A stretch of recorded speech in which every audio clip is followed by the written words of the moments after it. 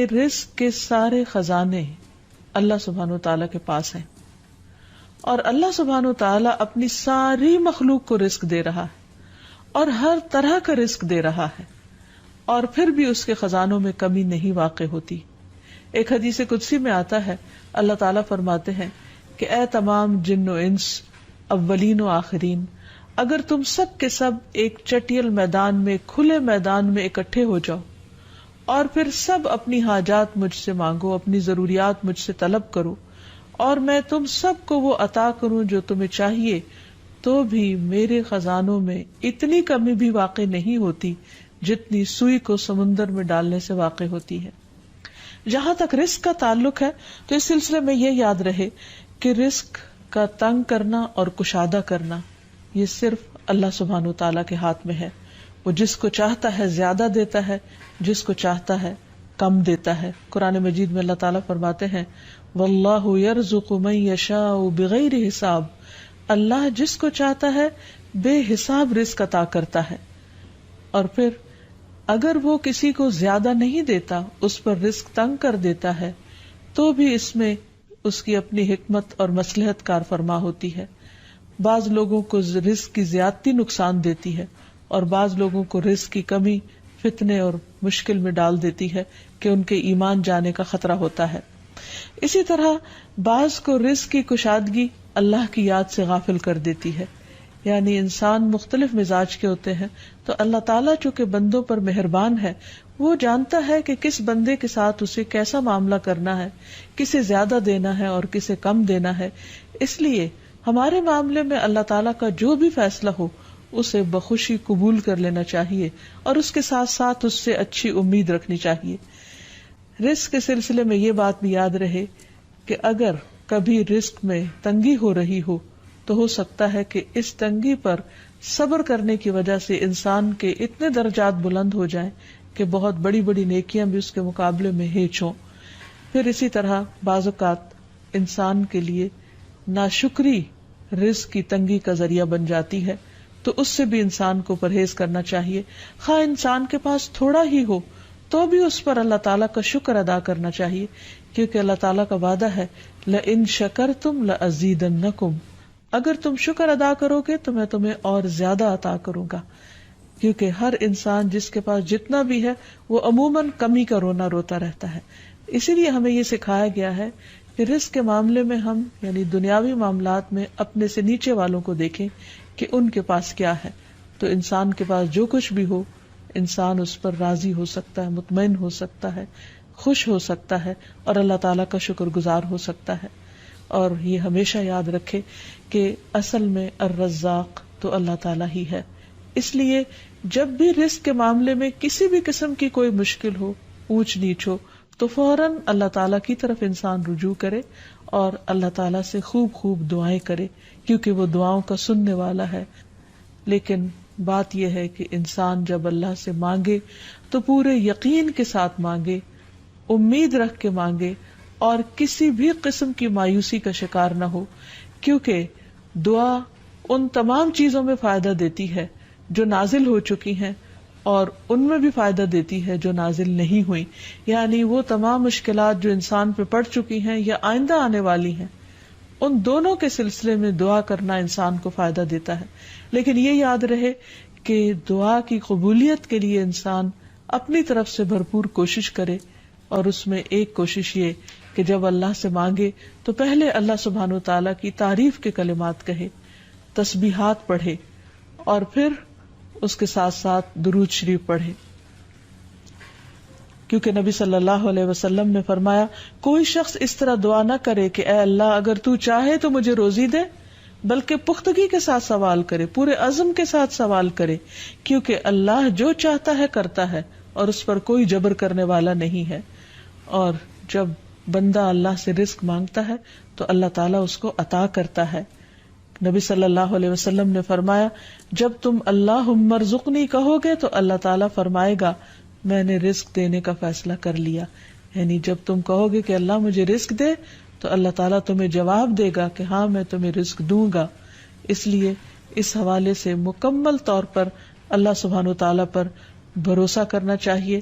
اللہ تعالیٰ کا تقوی کرنا چاہیے، یعنی اللہ تعالیٰ سے ڈرتے رہنا چاہیے، اور رزق کی تلاش میں حرام راستے اختیار نہیں کرنے چاہیے، کیونکہ اللہ سبحانہ وتعالیٰ کا وعدہ ہے وَمَن يَتَّقِ اللَّهَ يَجْعَل لَّهُ مَخْرَجًا وَيَرْزُقْهُ مِنْ حَيْثُ لَا يَحْتَسِبُ، جو اللہ کا تقوی اختیار کرے گا اللہ تعالیٰ اس کے لیے مشکل سے نکلنے کی کوئی راہ ضرور بنا دے گا، اور اس کو وہاں سے رزق عطا کرے گا جہاں سے وہ سوچتا بھی نہیں ہوگا، یعنی اس کا وہم و گمان بھی نہیں ہوگا، اس کا خیال بھی نہیں ہوگا۔ اللہ تعالیٰ غیب سے ایسے اسباب پیدا کر دے گا جن کے بارے میں انسان نے کبھی سوچا نہ ہوگا، لیکن شرط یہ ہے کہ جب انسان کے اوپر آزمائش کا وقت ہو تو اس وقت وہ اللہ تعالیٰ سے حلال ہی کو طلب کرتا رہے اور پریشان ہو کر حرام راستے اختیار نہ کرے۔ اللہ تعالیٰ کا وعدہ ہے کہ اگر کوئی اللہ سے ڈرتا ہے، اللہ کی اطاعت کرتا ہے، اللہ کی نافرمانی سے بچتا ہے، تو پھر ایسی صورت میں اللہ تعالیٰ اس پر آزمائش کے ختم ہونے کے بعد آسمان و زمین سے برکتوں کے دروازے کھول دے گا۔ پھر یہ کہ انسان کو اللہ کی تقسیم پر راضی رہنا چاہیے، اگر اپنے سے زیادہ کسی کو ملا ہے تو اس پر حسد نہیں کرنا چاہیے، اور اگر اپنے سے کم کسی کے پاس ہے تو اس کے اوپر اس کو حقیر نہیں سمجھنا چاہیے، بلکہ انسان کی قدر کرنی چاہیے، اور ہمیشہ یہ سوچنا چاہیے کہ اس کو مجھ سے زیادہ دینے والے کو بھی دینے والا رب ہے، مجھے بھی میرے رب نے ہی دیا ہے، اور جس کے پاس کم ہے اس کا بھی مالک وہی ہے۔ اور یہ بھی انسان یاد رکھے کہ انسان جب حرام سے بچتا ہے، غلط راستوں سے بچتا ہے، اللہ تعالیٰ کی فرما برداری کرتا رہتا ہے، اس کا شکر ادا کرتا رہتا ہے، تو اللہ تعالیٰ اس کو حلال طریقوں سے بھی رزق عطا کرتا ہے۔ حدیث میں آتا ہے کہ رزق کی تلاش میں میانہ روی اختیار کرو، یعنی بہت ڈیسپریٹ نہ ہو جاؤ، اللہ تعالیٰ ضرور دروازہ کھولے گا۔ کہیں ایسا نہ ہو کہ رزق کا مؤخر ہونا یعنی ڈیلے ہونا تمہیں اس بات پر اکسا دے کہ تم اللہ تعالیٰ کی نافرمانیاں کرنے لگو، یعنی نافرمانی کے ذریعے اس کا رزق تلاش کرو۔ یاد رکھو جو کچھ اللہ تعالیٰ کے پاس ہے وہ اس کی اطاعت سے ہی حاصل کیا جا سکتا ہے، اور اس سلسلے میں خصوصی طور پر استغفار بہت کارآمد ہے کہ انسان اپنے گناہوں کی معافی مانگتے ہوئے اللہ تعالیٰ سے رزق کے لیے دعا کرے، پھر اسی طرح رشتہ داروں کے ساتھ اچھا سلوک کرے، کیونکہ نبی صلی اللہ علیہ وسلم نے خاص طور پر یہ بات فرمائی ہے کہ جو شخص یہ چاہتا ہے کہ اس کی عمر دراز ہو اور اس کے رزق میں وسعت ہو تو اسے چاہیے کہ وہ صلہ رحمی کرے، یعنی اپنے رشتہ داروں کے ساتھ اچھا سلوک کرے۔ پھر انسان ہمیشہ یہ یاد رکھے کہ مال دینے سے بڑھتا ہے، صدقہ خیرات مال میں اضافے کا ذریعہ بنتا ہے۔ پھر اسی طرح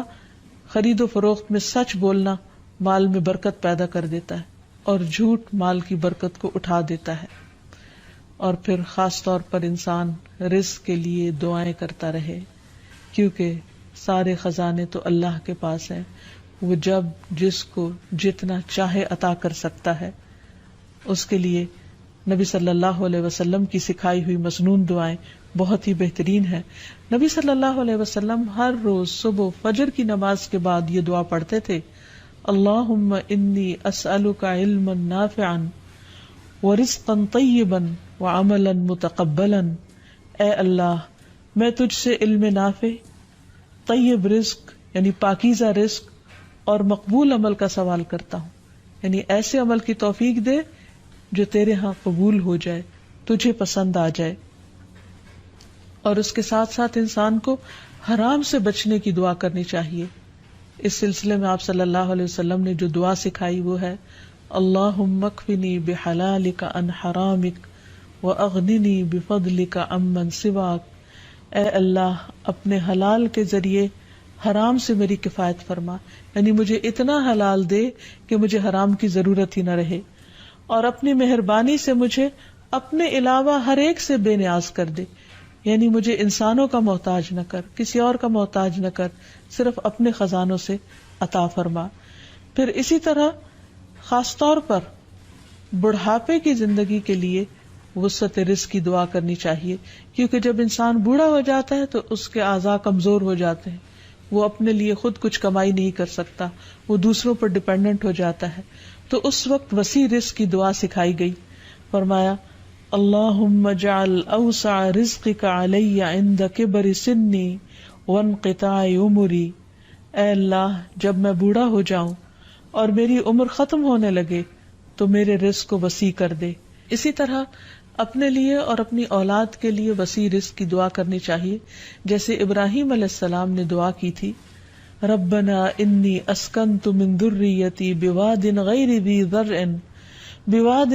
ذی زرع عند بیتک المحرم ربنا لیقیموا الصلاة فاجعل افئدة من الناس تهوی الیہم وارزقهم من الثمرات لعلهم یشکرون۔ اے ہمارے رب، بے شک میں نے اپنی کچھ اولاد کو اس وادی میں آباد کیا جو کسی کھیتی والی نہیں، تیری حرمت والے گھر کے پاس،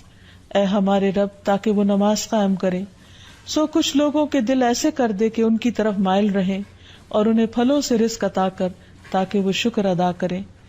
اور آخر میں یہ بات یاد رہے کہ انسان کے رزق میں اکثر اس کے اپنے گناہ رکاوٹ بن جاتے ہیں، اس لیے جب انسان ان گناہوں سے توبہ کرتا ہے، استغفار کرتا ہے، تو اللہ تعالیٰ رزق کے دروازے کھول دیتے ہیں، جیسے اللہ تعالیٰ کا وعدہ ہے۔ قرآن مجید میں آتا ہے،